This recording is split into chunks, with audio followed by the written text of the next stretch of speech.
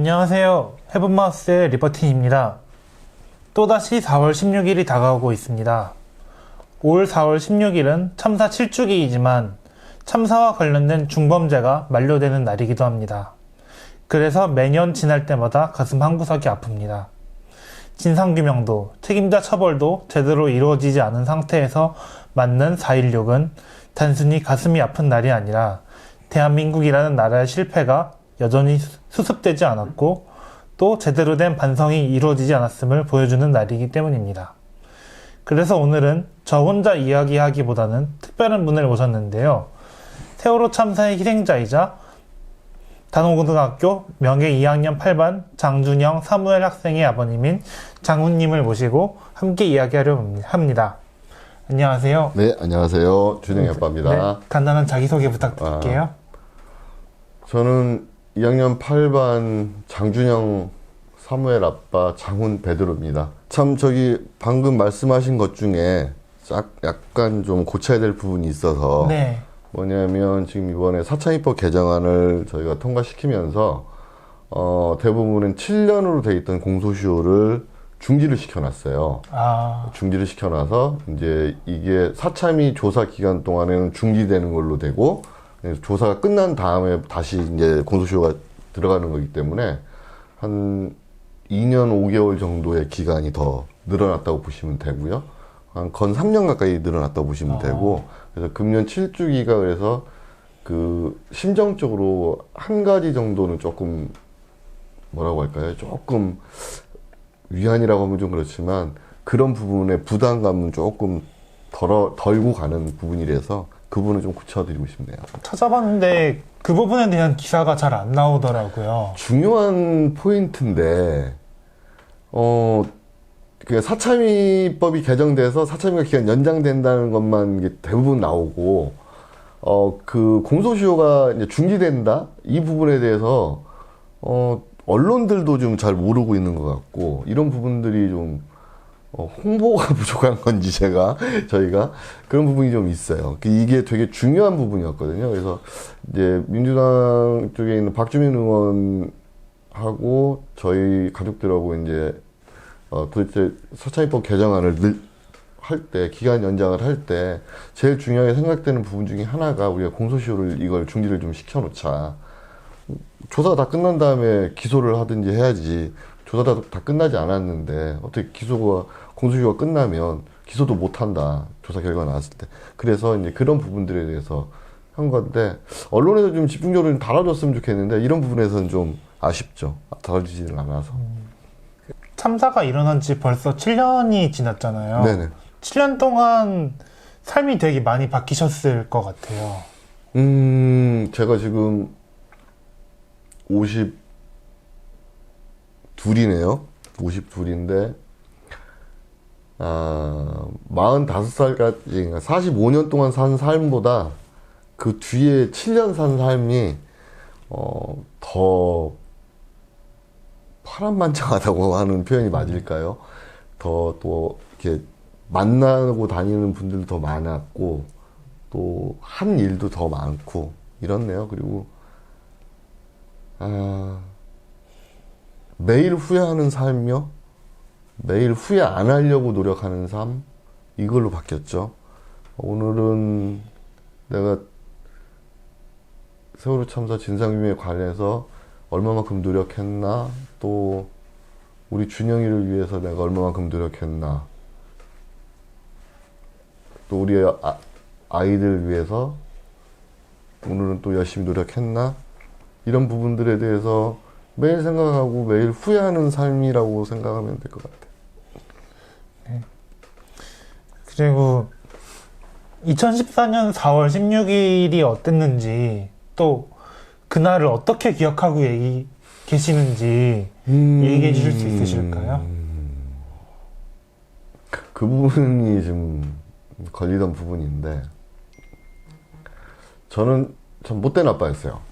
어떻게 보면 우리 아이가 수학여행 간다는데 그때 직장이 좀 특이한 직장이어서 아이 얼굴도 못 보고 보냈고 4월 16일 날 또 당일에는 또 되게 바쁘다는 핑계로 맨 처음에 뉴스는 보지를 못했어요. 그러다가 한 9시 넘어서 나오는 뉴스 속보를 보고 알게 됐죠. 그 다음에 그때 막 문자들이 오고 해서 알게 됐는데,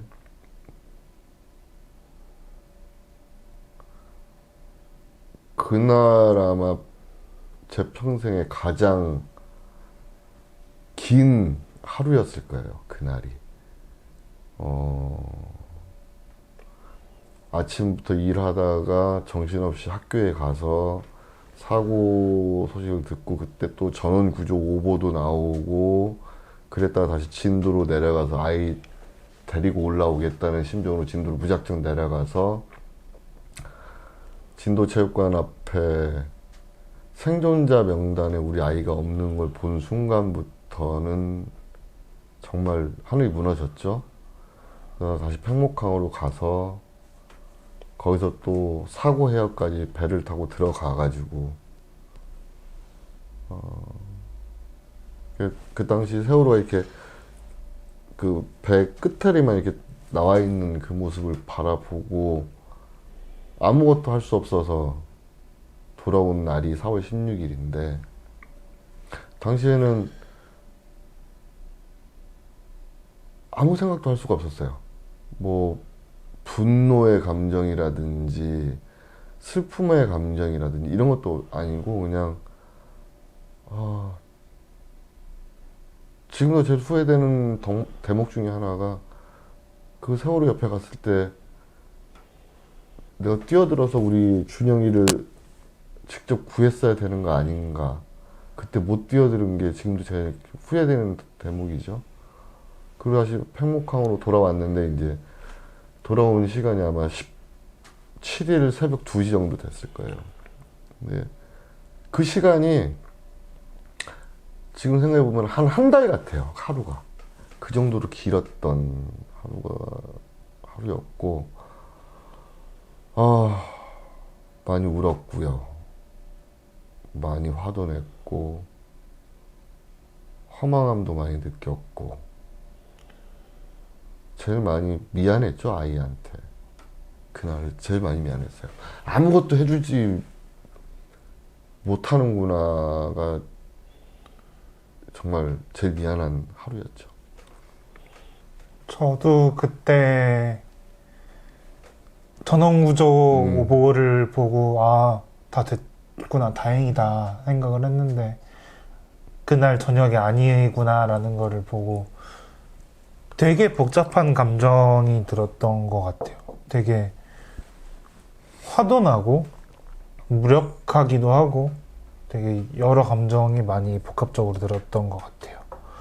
그리고 참사가 일어난 지 며칠 있다가, 제가 기억하기로는 그날이 비가 오는 날이었던 것 같은데, 유가족분들이 우비를 입고 팽목항이었나? 진도체육관에서부터 청와대까지 행진을 하시겠다라고 하셨었잖아요. 그때 어떤 심정이셨는지 되게 당시에 진도 대교를 넘으면 거기는 대한민국이 아닌 것 같았어요. 뭐냐면 진도에서의 상황은 되게 뭐랄까 전쟁터가 다름없는 그런 곳이었는데, 바깥으로 나오는 그 뉴스들은 우리 상황을 아무것도 전해주질 않는 거예요. 근데 이제 그때 정부 담당자라고 해서 여러 사람들이 왔었죠. 뭐 해수부 장관도 오고 왔는데, 도대체 아이들의 생사를 확인을 안 시켜주는 거예요. 그 당시에 뭐 그때까지 보면 뭐 그런 게 있었죠. 뭐 에어포켓이 존재할 가능성이 있다, 살아있을 가능성도 있다 해가면서 막 루머도 있었고, 그게 또 못된 장난치는 사람도 있었어요, 거기에. 근데 불확실성이 너무 강하고, 또 특히나 아이들의 생사가 불확실하다는 거에 되게 가족들은 어찌할 바를 모르고 있는데, 그때 그날이 아마 정원홍 당시 국무총리가 진도에 내려온 날이었을 거예요. 그래서 답변이 제대로 안 나오니까 우리가 그 차를 막고 알려달라, 답을 해달라, 우리 아이들 생사를 좀 답을 해달라 했는데 답변을 안 하고 그냥 도망가는 거였어요. 그리고 차를 막았죠. 막았는데 당시에 이것도 약간의 그 당시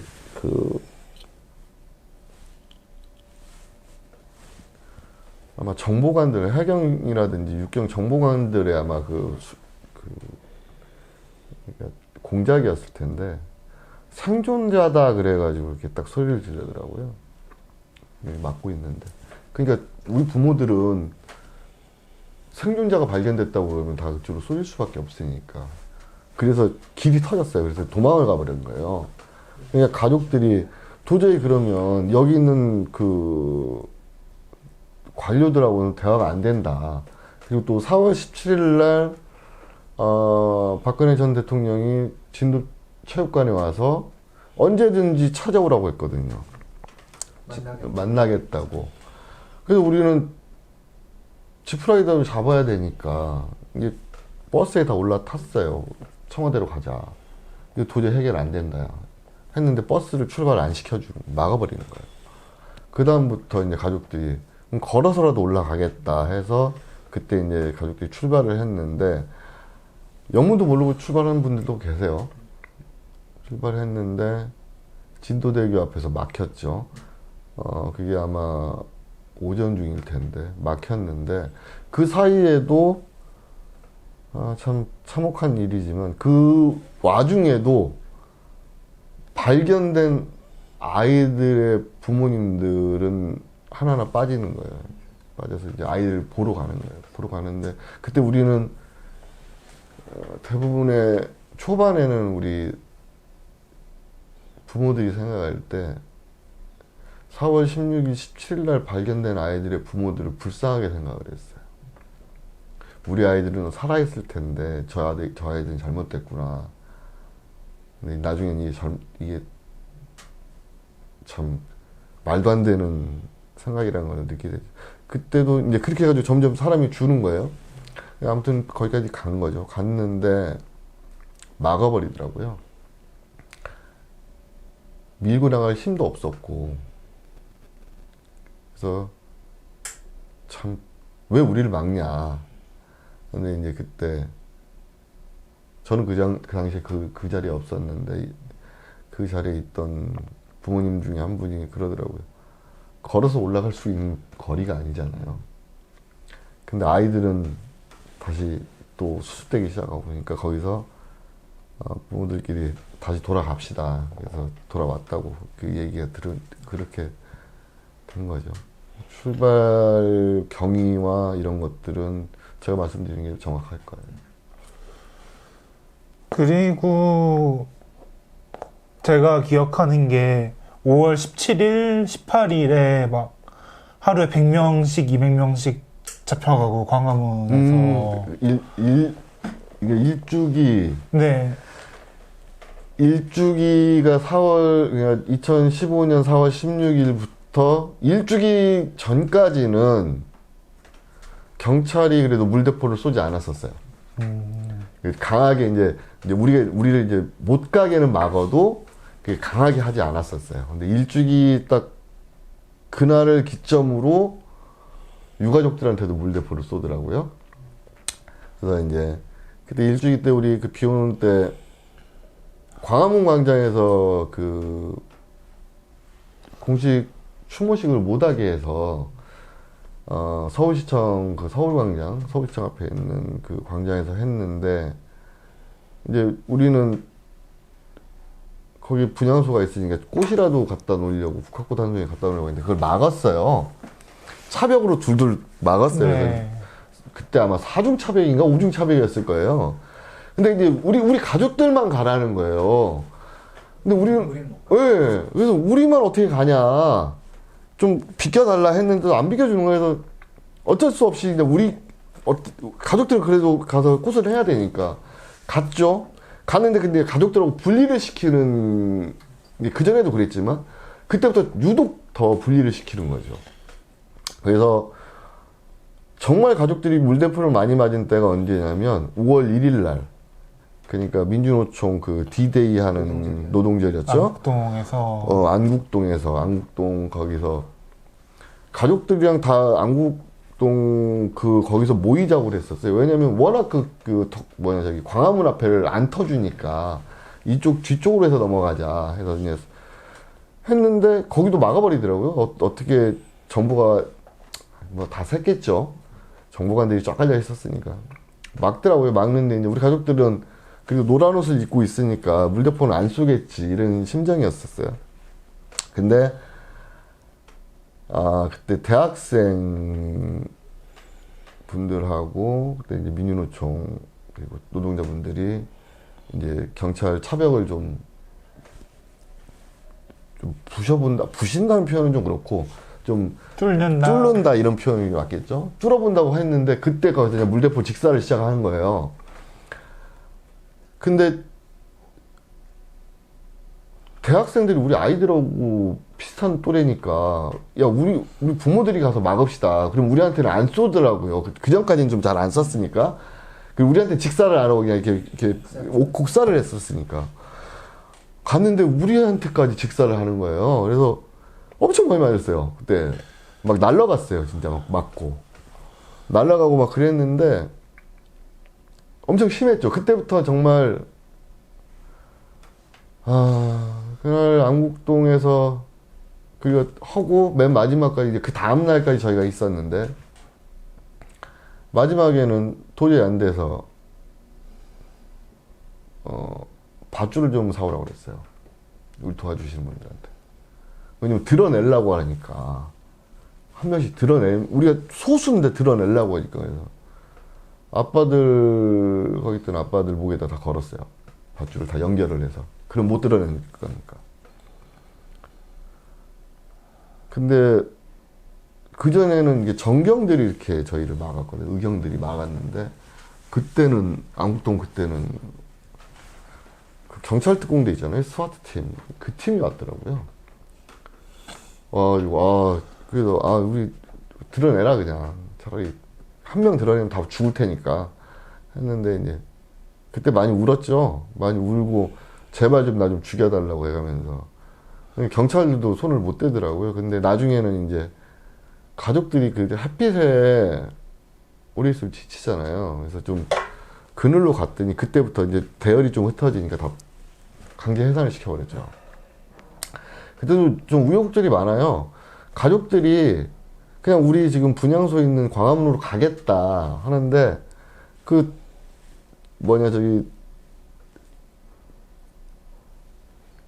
앞쪽으로 가면 안 된다는 거예요. 통십자가 있는 그쪽으로요? 예. 거기로 가면 안 된대. 왜 안 되냐? 거기가 제일 가까운데 그랬더니 이렇게만 가면 돼요. 뒤로 돌아가라는 거예요. 뒤로 어디로요? 저 조계사 이쪽 뒤쪽으로 해서 돌아가면 네. 돌아가면 길을 열어주겠다는 거예요. 그래서 아니 내가 무슨 죄졌냐 우리가 뭐 좋아 그러면 이렇게 갈 테니 잡아가라 그랬더니 그럼 못 간대. 그럼 막아버리는 거예요. 계속 그래서 그 실랑이가 되는 거예요. 이게 아무것도 아니에요. 싸울 일이 아니에요. 우리 그냥 보내주면 되는 거거든요. 그리고 뭐 우리를 따르는 시민들이 많아서 그랬다. 근데 그날은 시민들도 별로 없었어요. 왜냐면 5월 2일부터 이제 또 출근을 한 분들이 계셔서 많이 이제 대열이 좀 축소돼서 이제 우리 가족들이 좀 주로 있었거든요. 막 그런 것들 참 엄청 싸웠죠. 아무튼 지금 말씀하신 17일 이때도 지금 엄청 싸웠고 기억 남는 우리 하는 것 중에 하나가 이제 전국 민중대회 할 때 이제 백남기 어르신이 물대포 맞은 날인데 그날도 물대포를 직사를 그 추운 날이었거든요. 쌀쌀한 날. 되게 추운 날이었어요. 물대포 직사를 해가지고 백남기 어르신이 맞았는데 우리하고 별로 떨어지지도 않았었어요. 우리 이제 세월호 광장에서 이제 종로 일가 쪽에 그 르미에르 빌딩 그 앞쪽에서 그러신 건데 그냥 우리한테 오겠다는 거였거든요. 대열 합류도 아니고. 그래서 광화문 광장 거기 모였다가 거기서 헤어지는 거였어요. 이게 그 마지막 집회를 거기서 하고 헤어지자 이거였는데 이걸 못 모이게 막은 거죠. 그것 때문에 많이 좀 했고 참 여러 가지 일이 있었네요. 그날 기억나는 게 노동절이랑 민중대회 날에 물대포에다가 최루액을 타가지고 아우. 그 매운 물대포를 막 쏘는데 숨이 안 쉬어지는 거예요. 이게 저희가 이렇게 말씀드리면 좀 죄송하지만 저희가 최루탄 세대잖아요. 최루탄은 알겠어요. 최루액은 제가 몇 번 맞아봤는데 와 정말 물대포에다 최루액을 넣었으니까 정말 이런 말씀 드리면 좀 그렇지만 속옷까지 다 젖잖아요.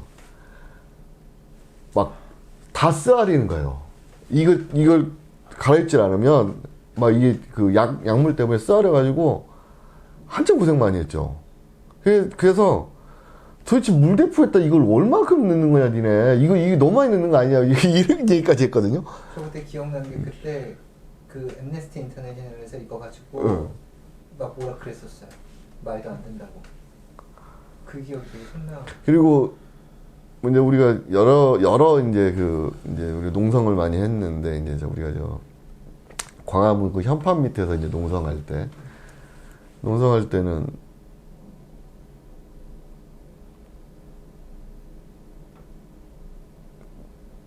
그때 처음으로 차벽이 한번 뚫렸었어요. 4월 18일이었던 네. 걸로 기억해요. 예, 땡겨 들어가지고 한번 뚫렸었는데 그때가 저희가 삭발하고 얼마 안 있어가지고 이제 전 중간에 들려 나갔어요. 경찰들한테 해가지고 제가 이제 금천경찰서 가서 지금 광화문에서 금천. 예. 진짜 멀리 진짜. 가는구나. 잡으면은 그 종로 남대문 그 근처가 아니라 멀리 서울 곳곳으로 보내요. 하긴 쌍사 때도 그러긴 했어요. 서영서 신문에 잡혀갔더니 네. 어딨냐고 그랬더니 나중에 찾아보니까 구로인가 어디가 있나. 네, 다 그랬어요. 그래가지고 이제 또 가족이 그때 13분이 한꺼번에 들려나간 거예요. 근데 들려나간 것도 되게 웃긴 거죠. 뭐냐면 이제 도로를 점거하고 있다고 우리가 이제 경찰 버스가 완전히 다 막아버리려고 그래서 막지 못하게 그 경찰차 버스 한 대 분량에 이제 거기에 이제 우리가 나와 있어요. 왜냐면 너무 서러운 거예요. 뭐냐면 시민들이 우리를 못 봐요. 우리가 그 안에 갇혀 있으면 그게 제일 컸죠. 시민들이 우리를 못 봐서 이거 좀 열어달라고 했는데 열어주질 않는 거예요. 그래서 이제 그걸 좀 버티고 있었어요. 근데 어느 순간에 경찰들이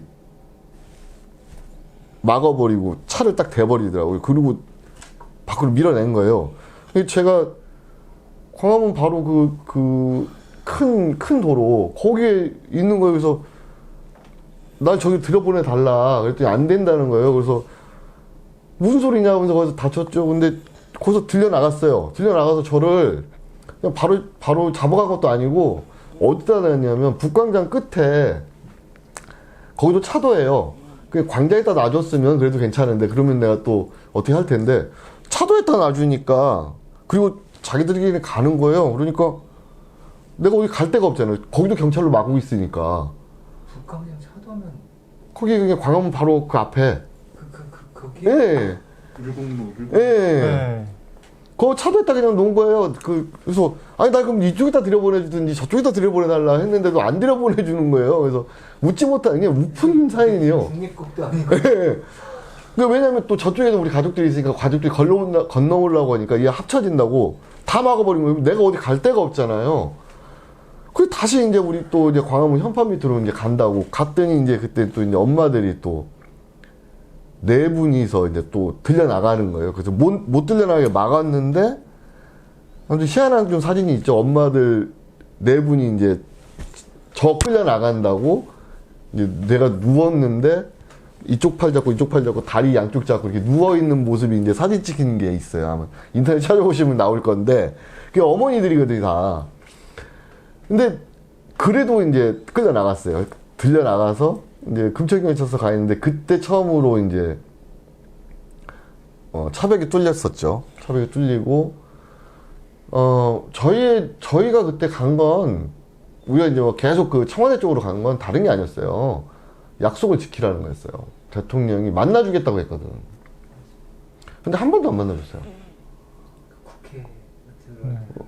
응, 안 만나준 거예요. 그래서 만나서 우리 억울함을 좀 어떻게 좀 해결을 해달라 요청을 하는 건데도 계속 안 만나주는 거죠. 그래서 그런 것들이 좀 많이 기억에 남네요. 지금 생각해보니까 새록새록 떠오르고. 진짜 별별 했었죠. 제가 그날 처음으로 차 아래를 기어가지고 광화문 앞에까지 갔던 것 같아요. 저희 그때 잡아가려고 하면 차 밑으로 들어가고 막 그랬었어요. 차 밑으로 들어가고 그래도 끄집어내더라고요. 끄집어내서 잡아가고 그랬어요. 그리고 그때 이제 삭발을 해가지고 이제 저희가 무슨 모자죠? 이렇게 이렇게 뺑 둘러서 있는 등산모 같은 거. 번거지 모자. 그 단어 안 쓰려고 했는데 신부님 쓰셔서 쓰는 거예요. 번거지 모자. 그걸 쓰고 있었는데, 그때는 좀 체중이 좀 더 나갔죠, 제가. 그때, 지금보다는. 근데, 경찰이 다리를 잡고, 팔을 잡고, 이제, 들고 나가는 거잖아요. 그러니까 머리를 받쳐줘야 되잖아요, 사람들이. 근데, 팔 잡은 경찰들이 막 문보는 지가 놓친 거예요, 한 사람이. 그러니까, 다리 잡은 애들은 그냥 뒤를 안 돌아보고 막 끌고 가고 그러니까, 지금도 기억나는 게 이게 머리가 아스팔트에 통통통 튀기면서 가는 거야 이렇게. 아니 소리 지르면 머리 좀 어떻게 좀 해달라. 날 좀 잡고 가라고. 제발 좀 제대로 나를 좀 잡고 가라고 이렇게 한 기억이 나는데. 근데 이게 다 보여 또 이렇게 통통통 튀면서 이제 차 밑으로 우리 가족들 저기 있는데 난 잡혀가는구나. 이렇게 다 보이는 거예요, 이제. 떡떡떡 뛰면서. 그래서 이거